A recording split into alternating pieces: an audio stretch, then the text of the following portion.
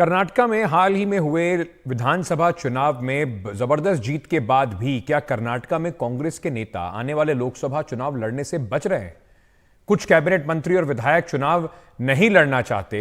दिल्ली में चल रही सियासी उथल-पुथल से कर्नाटक के नेता असमंजस जो है उनके बीच में बना हुआ है, ऐसा सूत्र बता रहे हैं।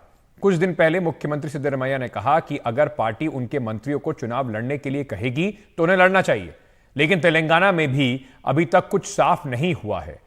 क्या क्या इस पर बातें हो रही हैं? चुनाव से क्यों कतरा रहे हैं कांग्रेस के नेता? 2004 में बीजेपी का प्रदर्शन कर्नाटका में जबरदस्त रहा था।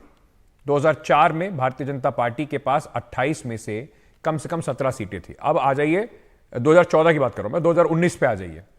2019 में 28 में से 25 सीटें बीजेपी ने जीती। 19 में पहली बार मल्लिकार्जुन खड़गे, जो इस वक्त कांग्रेस के अध्यक्ष हैं, उन्होंने अपने जीवन में कोई चुनाव हारा। 19 में 7 बार से सांसद रहे के.एच. मुनियप्पा भी चुनाव हारे। कोलार सीट पर मुनियप्पा की अच्छी पकड़ थी। तो ये सारे जो पिछले चुनाव में शायद संकेत हैं, इन्हीं को देखते हुए अभी थोड़ा सा असमंजस और डर का माहौल कांग्रेस के बड़े नेताओं में बना हुआ है, और ये तब है जब वहां पर उनकी सरकार है। हमारे सहयोगी टीएम वीर राघव इस वक्त हमारे साथ जुड़ रहे हैं।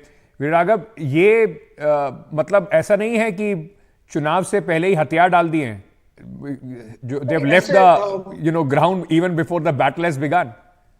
नहीं अंकित, ये हकीकत ये है कि मान लीजिए ये सिर्फ 2019 या 2014 की बात नहीं है। ये 2004 से आप देखे जाए तो बैंगलोर साउथ, धारवाड़, कुछ सीटें हैं जहां पे कांग्रेस कभी जीती नहीं है। जो सीटें जीत कर आ रही थी, जैसे बीदर, गुलबर्गा जहां मल्लिकार्जुन खड़गे जी जीते थे, चिक्कोडी जो बेलगांव के पास है, या कोलार जैसे आपने कहा के.एच. मुनियप्पा का सीट है, ये सीटों भी वो 2019 में कांग्रेस हारी थी। तो इन सीटों में कोई युवा नेता नहीं है जो पार्लियामेंट्री कॉन्टेस्ट कर सके। मान लीजिए बैंगलोर साउथ का अगर आप उदाहरण लेंगे तो 2014 में नंदन नीलकनी कंटेस्ट किए थे। उसके बाद बात चली थी कृष्ण बायरा बुकाउडा बैंगलोर नॉर्थ से।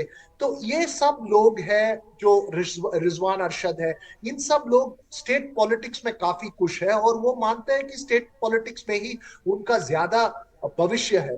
तो ये एक तरह की युवा नेता जो पार्लियामेंट्री कॉन्टेस्ट ले सके, चैलेंज कर सके भाजपा को इन कुछ क्षेत्रों में। और ये ऐसे एक 17 क्षेत्र है, जैसे शिवमोगा जहां येडियुरप्पा का पूरा कब्जा है। तो इन ऐसे क्षेत्रों में युवा नेता या कोई स्ट्रॉन्ग उम्मीदवार नहीं है पार्टी को। और दूसरा है, आप जो कह रहे थे, जैसे एच.सी. महादेवप्पा है कांग्रेस का जो स्टेट मिनिस्टर है, पार्टी चाहती है कि वो मंड्या सीट से लड़े। आप जानते हैं, आप तो कर्नाटक को काफी करीबी से देखते हैं। मंड्या में सुमलता को सीट दिया गया पिछले बार 2019 में।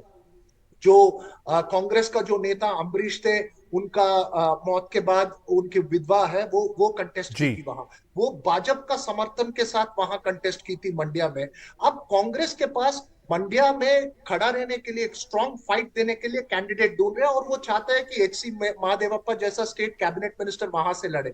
लेकिन कैबिनेट मिनिस्टर को भी एक तरह की डर रहता है कि अगर हम लड़े और हार गए तो हमारा यहाँ स्टेट पॉलिटिक्स में हमारा जो पकड़ है वो कमजोर हो जाएगा। तो इन सारा चीजों को ध्यान पे रखते हुए कांग्रेस चाहता है कि काफी स्ट्रॉन्ग कैंडिडेट्स ढूंढ निकल पाना मुश्किल लग रहा है कांग्रेस को कुछ सीटों। जी, तो जिसकी जो अभी हाल ही में एमएलए बने हैं, मिनिस्टर बने हैं, वो नहीं चाहते कि एक बार इतनी जल्दी हार का मुंह देखना पड़े, और उसके बाद जैसे वीर राघव कह रहे थे कि उनकी जो पकड़ है अपनी कॉन्स्टिट्यूएंसी में, अपने इलाके में, वो कमजोर होती है अगर वो इस तरीके से हारते हैं। लेकिन फिर वही बात है कि क्या कांग्रेस को अपने ऊपर और कैंडिडेट्स को अपने ऊपर इतना विश्वास नहीं है कि वो बीजेपी को सामने में टक्कर दे सके? वीर राघव, बहुत बहुत शुक्रिया हमारे साथ जुड़ने के लिए।